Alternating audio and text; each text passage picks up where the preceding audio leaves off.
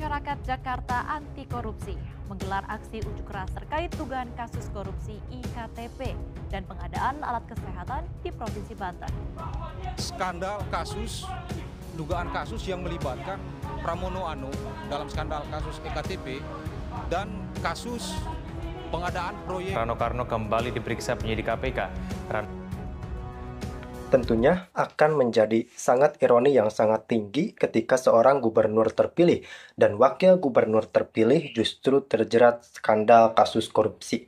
Tepat sekali bahwa di Indonesia pada saat ini tengah berada dalam situasi gempar, terutama usai ditangkapnya tersangka dan berperan sebagai saksi kunci dari korupsi skandal IKTP. Kita semua tahu bahwa kita sangat jengkel dengan penanganan kasus korupsi. Kenapa? Sekedar kasus korupsi IKTP memang rumit, tapi masa waktu penyelesaiannya sangat-sangat lama. Bayangkan, dari tahun 2018 hingga pada saat ini tahun 2025 masih belum terungkap siapa dalang seutuhnya. Iya, benar sekali bahwa KPK pun telah menangkap Setia Novanto dan Setia Novanto memberikan keterangan bahwa Pramono, Puan, dan Ganjar itu terindikasi terlibat dalam kasus ini dan menerima sejumlah uang dalam mata uang dolar Amerika Serikat. Tentu saja itu nilai yang sangat fantastis, apalagi dikomparkan dari dolar ke rupiah. Dan tentu saja ini harus diusut oleh KPK bagaimana keterlibatan elit-elit dari partai politik tersebut. Karena memang ketika suatu skandal korupsi dibiarkan begitu saja, maka akan menjadi polemik di waktu yang tidak terduga. Contohnya pada saat ini, momentumnya sangat-sangat pas sekali, bertepatan langsung dengan menjelang dilantiknya Pramono sebagai gubernur Jakarta dan tentu saja dengan wakil gubernurnya Rano Karno. Namun kita akan bahas, ternyata kedua tokoh yang menjadi gubernur terpilih ini memiliki rekam jejak diperiksa oleh KPK dengan dugaan kasus korupsi. Apakah ini sangat ironi? Tentu saja sangat ironi, karena memang mengingat kedua tokoh tersebut yang akan memimpin Jakarta. Dan apa jadinya ketika gubernur terpilih dan wakil gubernur terpilih terlibat korupsi? Apakah memang pelantikannya akan dibatalkan atau ada opsi hukum lainnya? Karena memang seolah peristiwa itu berjalan beriringan.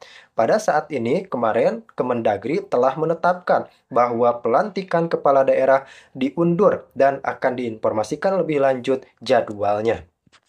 Meskipun pada saat itu Pak Tito tidak menyampaikan dan tidak menyinggung sama sekali soal korupsi, namun Pak Tito menyinggung beberapa hal krusial. Salah satunya adalah sengketa di MA dan MK.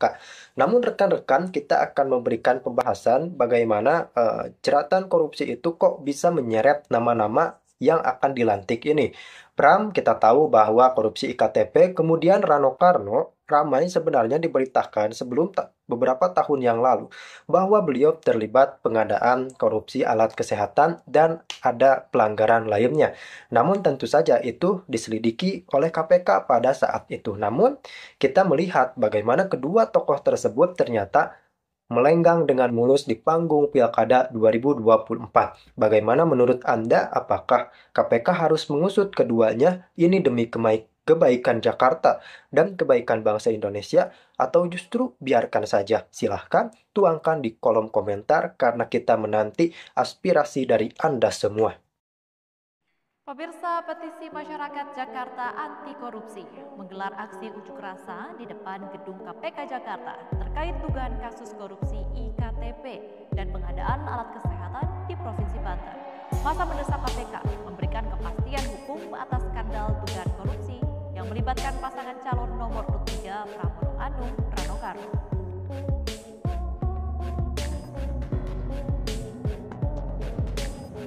Puluhan pendemo mendesak KPK untuk mengusut tuntas kasus dugaan korupsi proyek IKTP dan pengadaan alat kesehatan Provinsi Banten yang melibatkan pasangan calon gubernur Jakarta nomor 3. Di depan Gedung Merah Putih KPK Jakarta, masa yang mengatasnamakan diri petisi masyarakat Jakarta anti korupsi menyerukan KPK menindaklanjuti dugaan aliran dana ke Pramono Anung dan Rano Karno.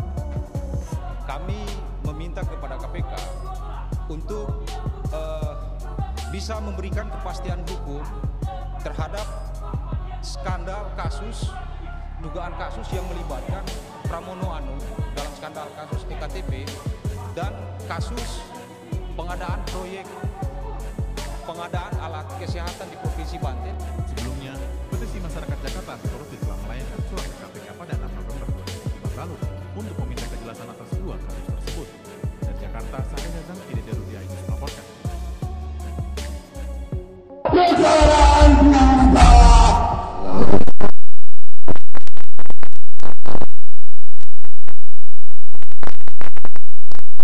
Jadi kalau ada bukti hukum, ada fakta-fakta hukum, ya diproses saja. Pada prinsipnya kami akan menangani kasus ini secara serius.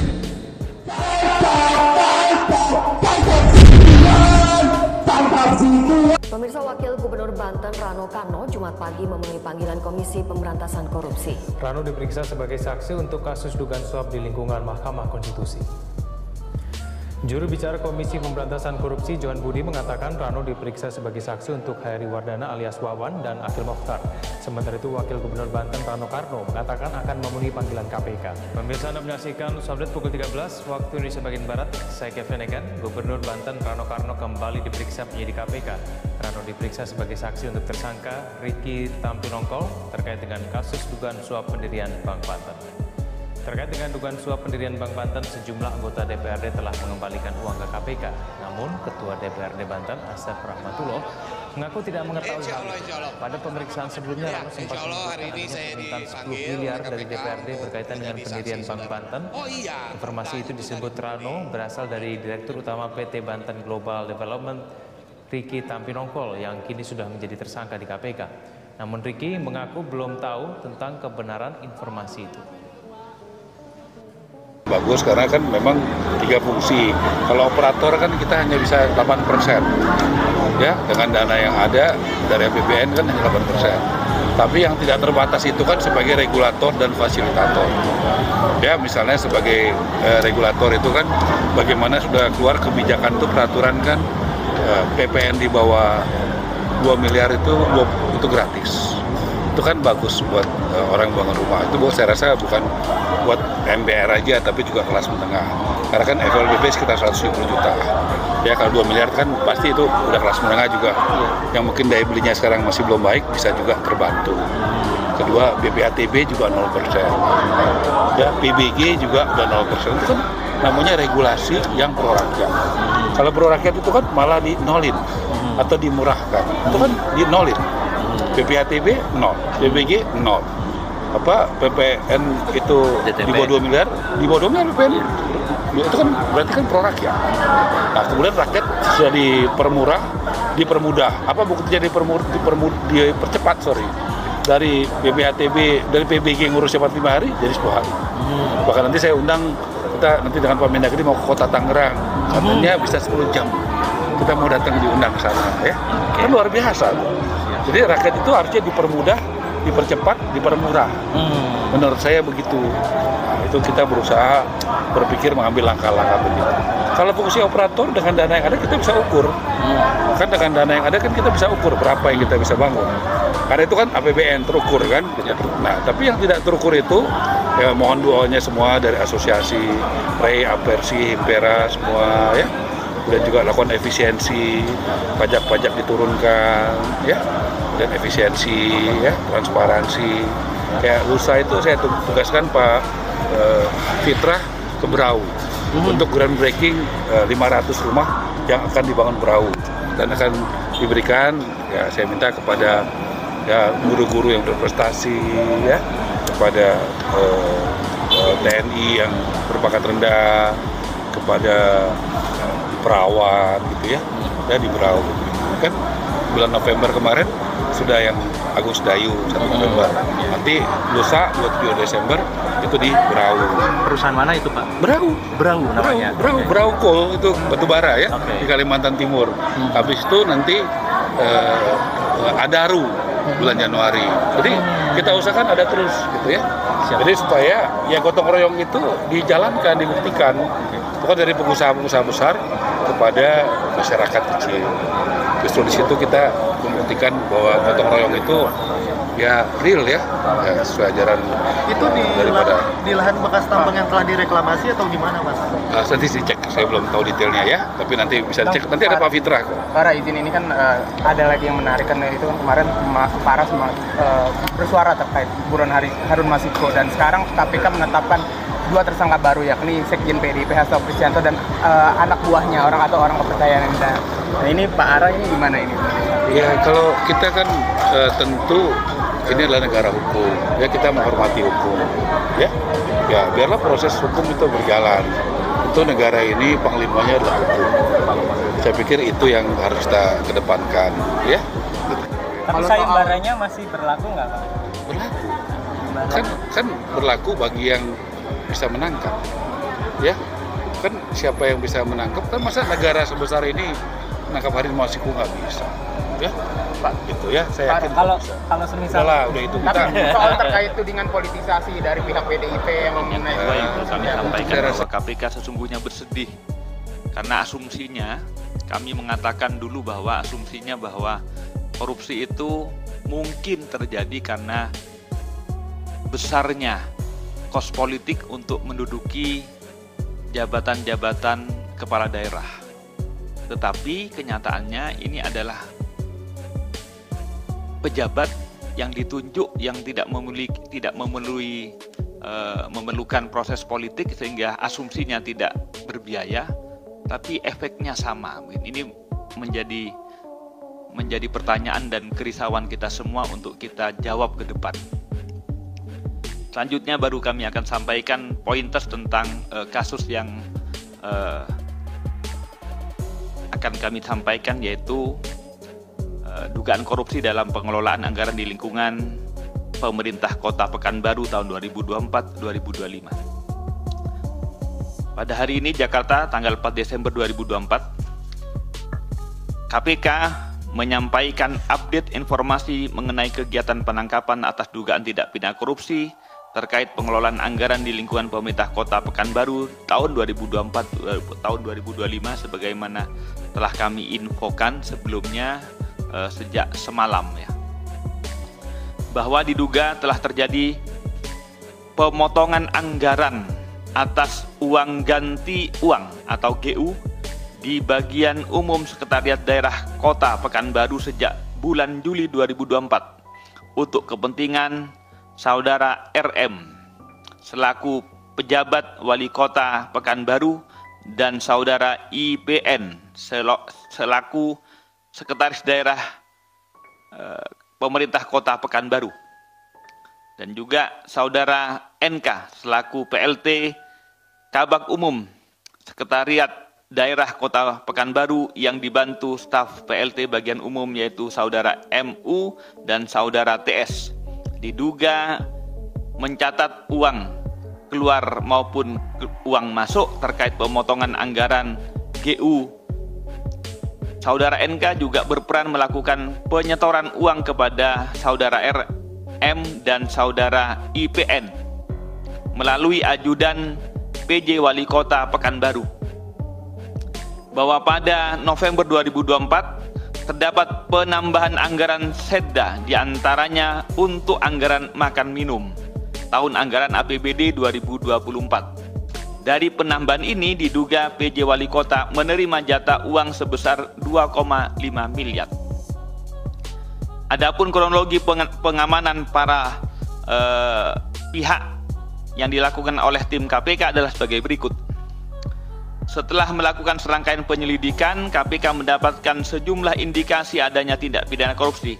Di antaranya bahwa pada hari Senin tanggal 2 Desember 2024 sekitar pukul 16.00 jam 4 sore, KPK mendapatkan informasi bahwa Saudara NV selaku PLT Kepala Bagian Umum Pemerintah Kota Baru akan menghancurkan tanda bukti transfer sejumlah 300 juta kepada putra dari Saudara NRP kepada anaknya Saudara NRP. Diketahui transfer tersebut dilakukan oleh Saudara RS yang merupakan staf bagian umum atas perintah Saudara NK. KPK selanjutnya mengamankan Saudara NK bersama dengan drivernya yang mendampinginya berkegiatan yaitu Saudara DM pada sekitar pukul 18.00 di rumah kediaman saudara NK di wilayah Kota Pekanbaru, Riau, serta diamankan barang berupa uang tunai sejumlah 1 miliar di dalam sebuah tas ransel. Selanjutnya tim KPK mengamankan saudara RM selaku PJ Wali Kota Pekanbaru bersama 2 ajudannya, yaitu saudara NAT dan saudara AD atau alias UT, dan juga saudara MRM alias saudara AD di rumah dinas wali kota, serta diamankan berupa uang sejumlah kurang lebih 1,390 miliar yang diberikan saudara NK kepada saudara RM di rumah dinas wali kota. Pada sekitar pukul 20.30, saudara RM meminta istrinya yaitu saudara AOA untuk menyerahkan uang tunai sejumlah 2 miliar dalam tas kepada tim KPK yang mendatanginya di rumah pribadinya di Jakarta. Pada sekitar pukul 20.32, saudara IPN selaku Sekda Kota Pekanbaru diamankan di rumah pribadinya di Kota Pekanbaru. Ditemukan uang tunai kurang lebih sejumlah 830 juta di rumah yang diterima dari saudara NK.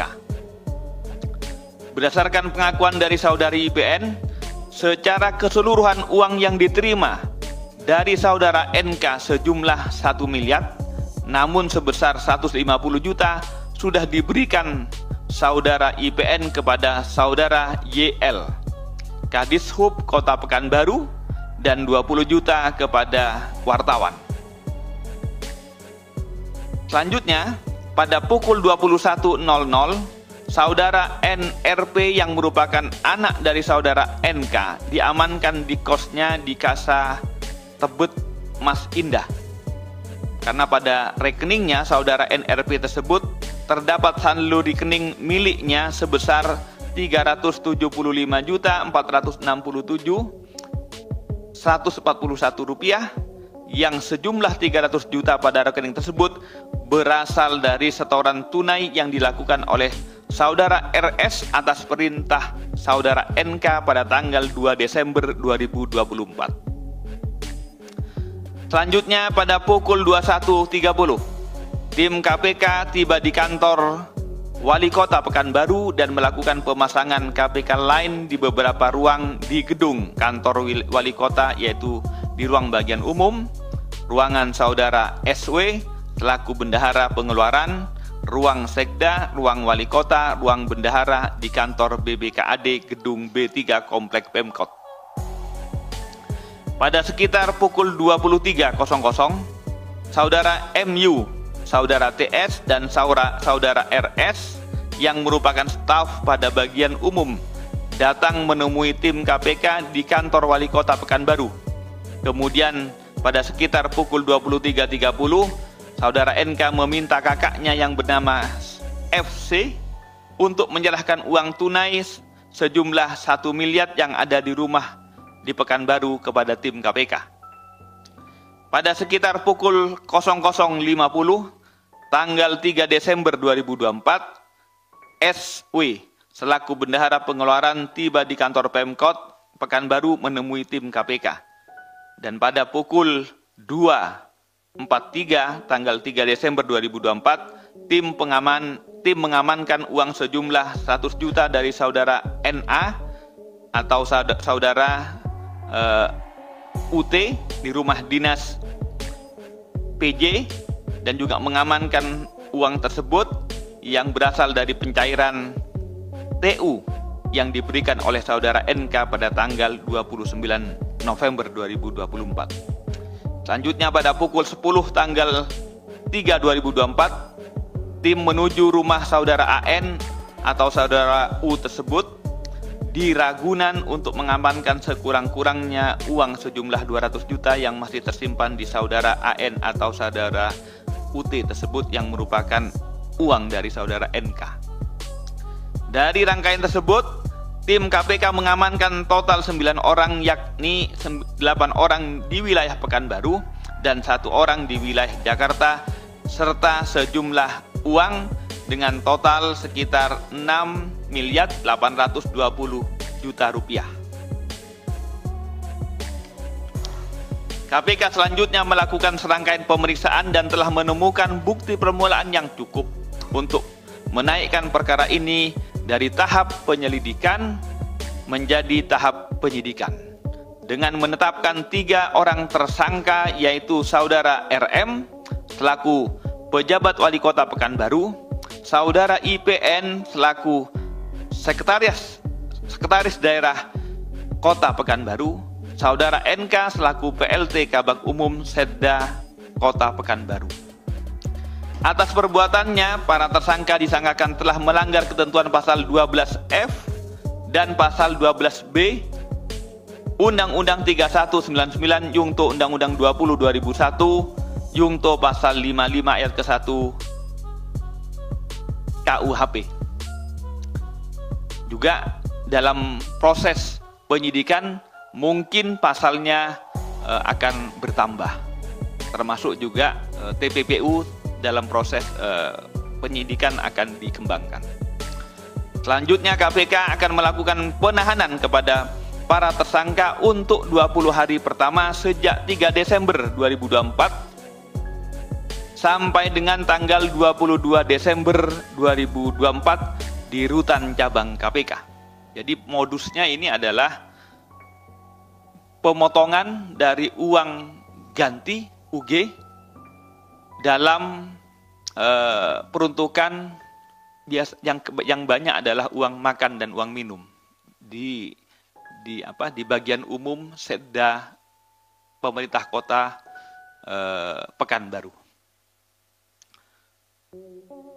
KPK akan masih terus mendalami dan melakukan pengembangan penyidikan perkara ini, termasuk kepada pihak-pihak lain yang diduga terkait dan juga mungkin menerima aliran uangnya. Sekali lagi, KPK sangat ironi, bersedih, karena di Provinsi Riau ini mungkin sudah yang kelima, juga mungkin seperti Anda ketahui di Bengkulu kemarin itu sudah yang ketiga. Jadi hampir berulang-berulang, tetapi kita masih belum menemukan obat yang jos untuk memberantas korupsi. Oleh karena itu kami berharap sekali lagi ke depan tidak akan ada lagi OTT pada pemerintah daerah yang terus berulang. Mudah-mudahan sekali lagi ini yang terakhir untuk Riau, untuk di Pekanbaru adanya OTT kembali. Karena sesungguhnya KPK berharap Indonesia tidak ada korupsi. Dengan cara-cara yang dilakukan dengan pendidikan, dengan cegah maupun pendidikan, itu semua adalah strategi-strategi kita semua untuk memberantas korupsi. Demikian, mudah-mudahan apa yang disampaikan menjadi update berita sebagaimana telah kami sampaikan semalam, bahwa kami masih memeriksa dan hari ini baru kami update tentang status dan juga tersangka serta alat bukti berapa uangnya yang nanti akan ditunjukkan. Terima kasih, saya kembalikan ke Mas Tesa. Baik, terima kasih banyak Pak Gufron. Dipersilakan untuk teman-teman mengambil gambar barang bukti yang sudah diamankan.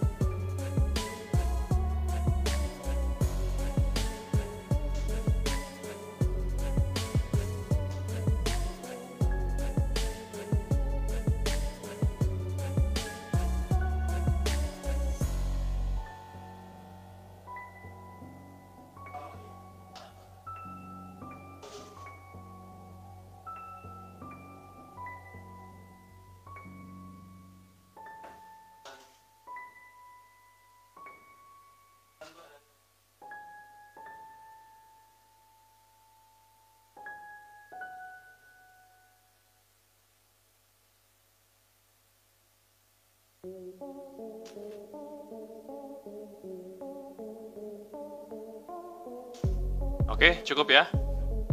Oke, teman-teman, biar dibuka aja, nah, bisa meninggalkan tempat. Baik rekan-rekan sekalian, kita berikan kesempatan pada rekan-rekan untuk bertanya seputar perkara ini saja. Silakan. Itu sebelah kanan. Nah. Ya, terima kasih atas waktunya. Saya Mario dari Metro TV. Ya, saya ingin mempertegas tadi pernyataan dari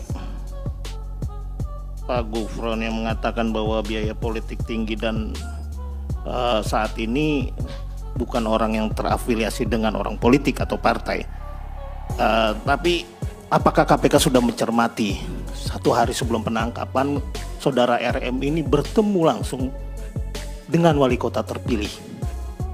Apakah KPK sudah mendalami apa kaitan atau ada hubungannya uang-uang ini dengan kemarin terpilihnya seorang wali kota yang baru terpilih? Nah, kedua, saya ingin mempertegas soal uang pengganti rugi segala macam itu, coba saya jelaskan agar teman-teman ini tidak sepilah.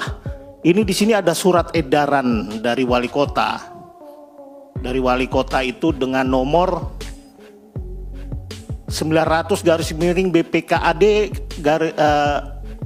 strip ORG 1/18/2024 tanggal 12 Juni 2024 perihal rekonsiliasi anggaran tahun 2004 bla bla bla bla dengan sehubungan dilakukannya pengelolaan keuangan yang efektif efisien dan digunakan secara infrastruktur organisasi perangkat daerah di lingkungan pemerintahan kota Pekanbaru untuk dapat mendaftarkan rencana pelaksanaan kegiatan. Di sini disebutkan membuat daftar rencana pelaksanaan kegiatan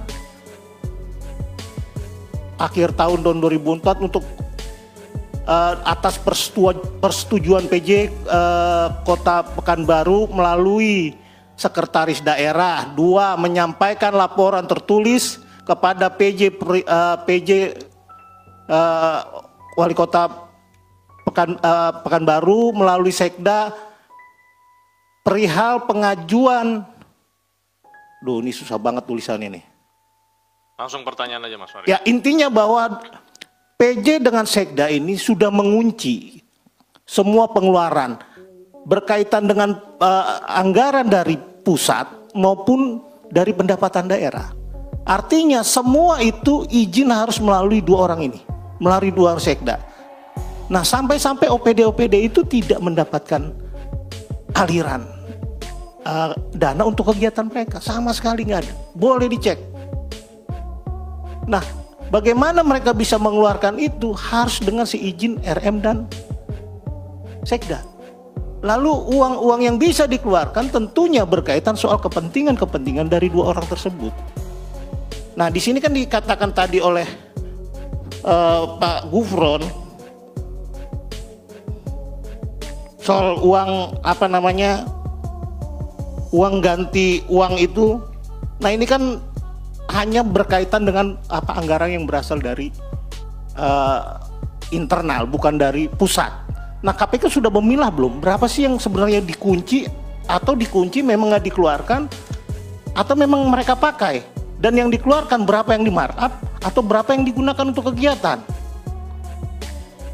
Kemudian berkaitan tadi yang dibilang Pak Gufron soal politik yang saya singgung tadi sebelum 1 hari sebelum terjadinya OTT saudara RM bertemu wali kota terpilih. Apakah KPK juga melihat adanya netralitas, bagaimana saudara RM ini menggunakan instrumen aparatur yang dia kuasai untuk berpihak kepada salah satu calon? Ini bagian rentetan uang-uang di depan ini. Apakah KPK sudah sampai di sana?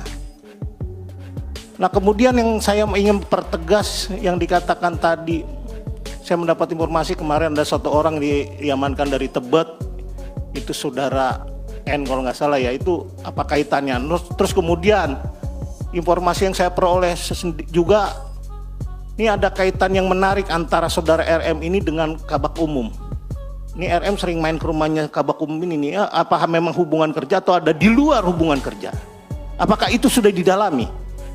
Rajin loh, nih saudara RM ini main ke rumahnya Ibu NK ini. Apakah ini juga sudah didalami oleh KPK terkait?